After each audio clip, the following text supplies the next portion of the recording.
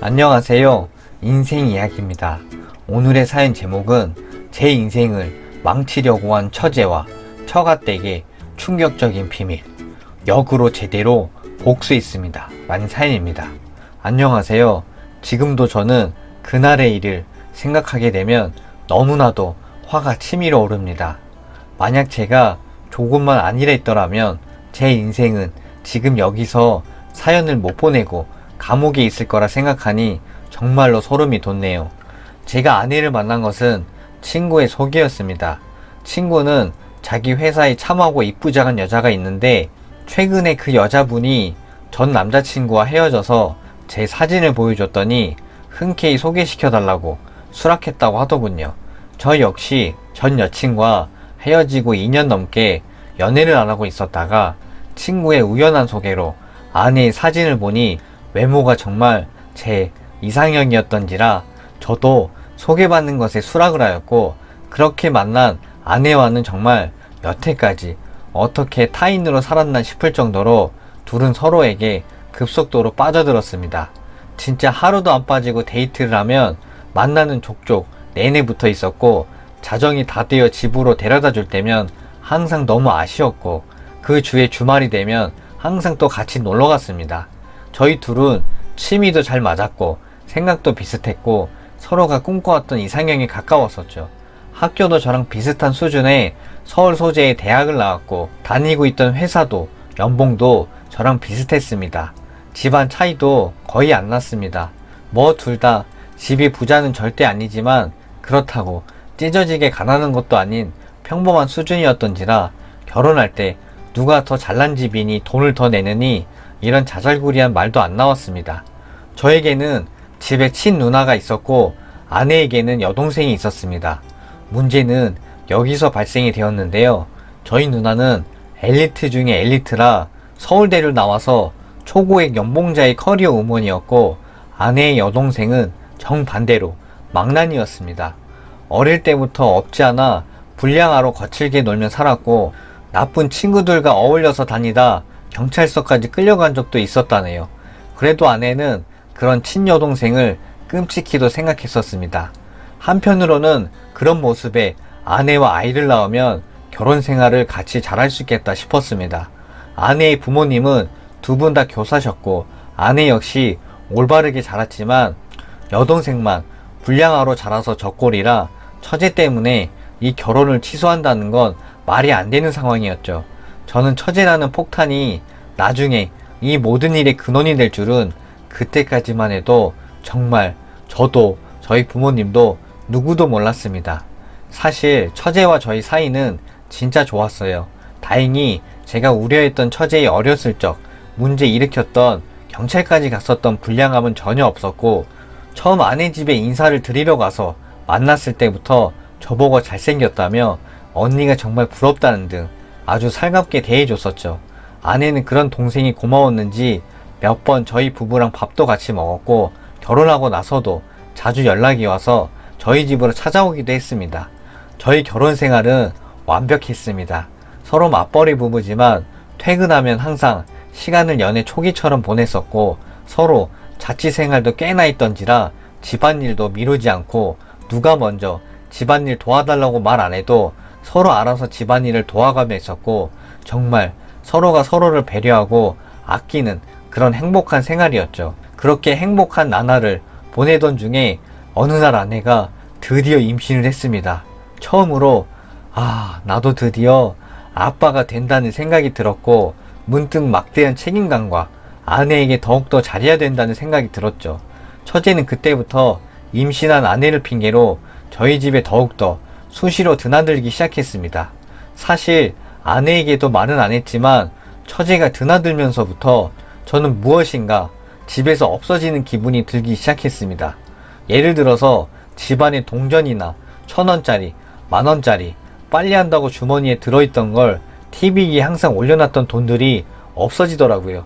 처음에는 아내가 들고 간 건가? 라고 생각도 해봤지만 아내는 그런 돈들을 들고 가면 들고 갔다고 말할 사람일 텐데 이상하게도 말은 안 하길래 혹여나해서 물어봐도 아내는 오히려 저보고 에이 당신이 깜빡하고 다른 데 놔둔 거 아니야? 라고 되물었던 터라 사실 의심할 거라곤 이제 처제밖에 없었죠.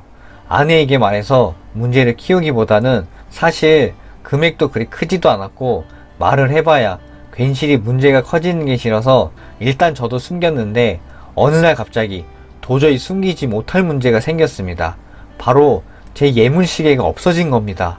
시계에 관심이 많았던 저에게 아내는 결혼 예물 선물로 롤렉스 시계를 하나 선물해 줬었고 저는 기스가 나는 것도 싫어해서 항상 애지중지하며 구매한 박스에 넣어놓고 보관해두며 특별한 날에만 그 시계를 차고 나가곤 했습니다.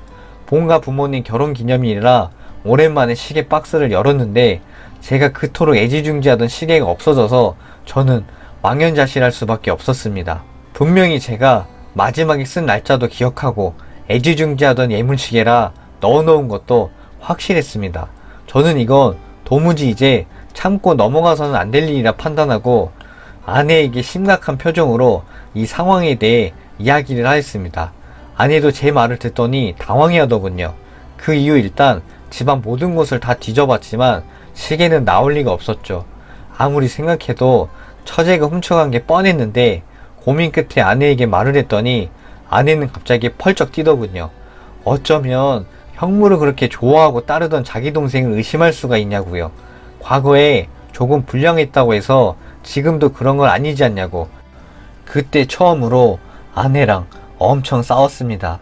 저는 그래서 아내를 진정시키며 예전부터 잔돈이 없어졌던 것부터 차근차근 논리적으로 모두 이야기를 해줬는데도 아내에게는 씨알도 안 먹혔습니다.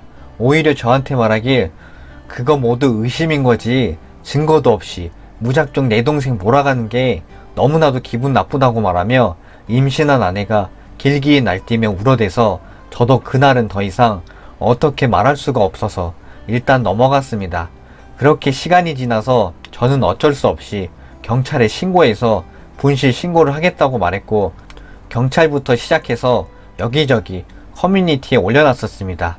그리고 5개월이 지났고 아내는 제가 시계를 찾아대는 게 자기 동생을 의심하는 것 같아서 싫은지 아니면 진짜 동생이 들고 간 걸까봐 불안한 건지 그 이후로 급속도로 저랑 사이가 상당히 멀어졌었죠. 그렇게 아내와 냉랭한 분위기로 시간은 계속 흘러갔고 결국 그 범인을 잡았습니다. 시계 중고거래 사이트에서 이 처제년이 글쎄 제 시계를 팔아 넘겼었고 인터넷 커뮤니티에서 제 시리얼 넘버랑 대조해서 제 시계인 걸 알게 되고 처제년 얼굴을 그대로 구매자분께서 알아봐 주시더군요. 저는 처제년이 받아간 시계값 제가 대신 드리고 그 시계를 다시 받아왔습니다. 정말 감사하다고요. 경찰에는 어떻게 처리할까 하다가 제가 아내에게 일단 말을 안 하고 처제를 먼저 불러내어 차 안에서 시계에 대해서 말을 했었죠. 처제년은 먼저 저에게 아직도 시계 못 찾았냐며 아무것도 모르는 듯 태평하게 모르는 척 하는 처제. 저는 이악 물고 참고 있다가 천천히 입을 열며 분노를 조금씩 표출하듯이 말했습니다. 정말 엔간하면 처제랑 조용히 넘어가려고 했는데 도무지 이건 용서가 안 되겠네. 내 시계에 처제가 훔쳐가서 팔아먹은 사람 드디어 찾았고 거래 통장 내역 또한 다 알고 있다고. 이미 제보받아서 내 시계 내가 다시 찾아왔는데 자 이제 우리 경찰서 갈래? 돈 내놓을래? 라고 말을 하니 처제의 태평하던 얼굴은 금세 당황한 얼굴로 듣고 있더니 돈은 이미 다 썼다며 대뜸 저보고 자기랑 모텔을 가자고 합니다. 그러면서 한 번만 봐달랍니다. 아니 이게 무슨 개소리인가 해서 쳐다봤더니 형부 사실 엄청 내 스타일이기도 하고 서로 좋은 게 좋은 거 아니냐고 말을 하는데 순간 진짜 화가 머리끝까지 치밀어 오르더군요. 너 같은 쓰레기는 진짜 한번 당해봐야 정신 차린다고 했더니 갑자기 처제는 차 안에서 자기가 자기를 때리면서 옷도 찢어버리더군요. 그리고는 바로 경찰에 신고를 했습니다. 제가 몹쓸 짓을 하려 했다고요. 대한민국은 여성들의 증언만으로도 멀쩡한 한 남자를 인간이하로 짐승 대우 받는 건 당연해지더군요. 그때부터 경찰서로 찾아온 아내도 막무가내로 제 말을 믿지 않았고 처가댁도 마찬가지였습니다. 제가 경찰서에서 억울하다고 처제가 혼자 쇼한 거라고 사건은 제 시계 도난 때문에 추궁했다고 하자 처제는 거짓 진술을 계속했었죠. 시계를 자신이 손댄 건 맞는데 그걸 빌미로 자기를 협박했다며 눈 하나 깜짝 안 하고 거짓말을 늘어놓기 시작했습니다. 아니, 다른 사람은 몰라도 제 편을 들어줄 줄 알았던 아내는 저에게 오히려 욕을 하며 달려들었고, 그런 아내를 밀쳐내자 이제는 장인장모까지 합세해서 저한테 삿대질을 하기 시작하는데, 저는 아내를 똑바로 쳐다보고 말했습니다. 당신 지금 나랑 이혼할지 안 할지 결정하는 거야. 당신 동생이 어떤 년인지 뻔히 알면서도 이렇게 외면해도 되는 거야? 날 정말 이런 인간으로 누명씌우고 몰아가기까지 해서라도 누가 진실을 말하는 건지 당신은 필히 알 거라고 봐. 마지막으로 기회를 줄게 라고 말을 하니 아내는 저의 그런 말에 조금은 흠칫하더군요. 하지만 아내는 언제 또 그랬냐는 듯이 다시 저를 보며 말하길, 어디서 자기를 협박하냐는 말에 저는 더 이상 답이 없다는 판단하에 형사님께 증거자료로 모두 다 제출하겠다고 말했습니다. 저희 가족에게 전화해서 제 차에 있는 블랙박스 좀 들고 와달라고 말씀드리고 제 주머니에 있는 녹음기랑 모두 다 꺼냈습니다. 저는 사실 블랙박스도 있었고 처제년 만나는데 제가 그냥 나갔겠습니까? 왜 차 안으로 불러냈는데요. 사실 처제년 만날 때 녹음기도 들고 갔었고 그것에 대한 증거자료 싸그리 다 있었습니다. 근데도 제가 경찰서까지 따라가고 일을 키운 이유는 아내와 처가의 반응이 보고 싶었습니다. 분명히 그 인간들은 처제의 문제점을 충분히 인지하고 알고 있었을 거라 생각했거든요. 그때부터 처제는 갑자기 저에게 무릎 꿇고 빌기 시작하였고, 아내는 자신이 진짜 몰랐다고 말하는데 정말 허탈스럽게 어이가 없더군요. 경찰서고 뭐고 저는 마음 같아서는 아내 뺨이라도 때리고 싶었지만 뱃속의 아이 때문에 참았습니다. 저는 무고죄랑 절도죄로 처제년을 쳐 집어넣어 달라고 경찰관님께 말씀드리고 아내 보고는 이혼소송 준비하라고, 아이는 네가 키우든지 싫으면 나에게 달라고 말했었죠. 장인장모는 그제서야 자신들이 자식의 눈이 멀어 판단이 잠시 흐려졌었다며 개소리를 하는데 제가 쇼하지 말고 그냥 가시라고 했습니다.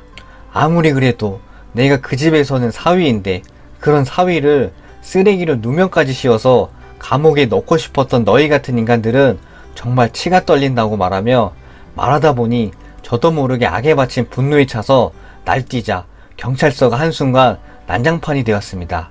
그 후 저는 집으로 돌아오자마자 아내의 짐을 전부 다 싸그리 밖에다 내던져 버렸고, 아내는 그렇게 친정에 가서 머물고 있었고 현재 이혼소송 중입니다. 나쁜 처제녀는 구속되어 재판 중에 있습니다. 이제 와서 아내는 맨날 저에게 연락이 와서는 우리 애는 어떡하냐고 말하는데 그 말에 제가 비웃으면서 대답해 줬습니다. 내가 만약 감옥에 갔으면 우리 애는 당신이 어차피 키울 거 아니었냐고. 이야, 남편 모함해서 감옥 보내는 건 괜찮은데 이혼해서 당신이 혼자 키우는 건 못하겠다는 거 아냐. 그리 애가 싫으면 나와서 나한테 보내라고. 아, 물론 친정검사 반드시 무조건 하고 보내랬네요. 정말 완벽한 줄 알았던 제 결혼 생활은 정작 1년도 안 되어서 이렇게 허무하게 끝이 났습니다. 마음 같아서는 아내 집안과 눈꽃만큼도 엮이고 싶지가 않아서 아내 뱃속에 있는 아이도 제발 제 아이가 아니었으면 좋겠네요. 오늘의 인생 이야기, 사인의 내용은 여기까지입니다. 오늘도 영상 봐주셔서 대단히 감사합니다.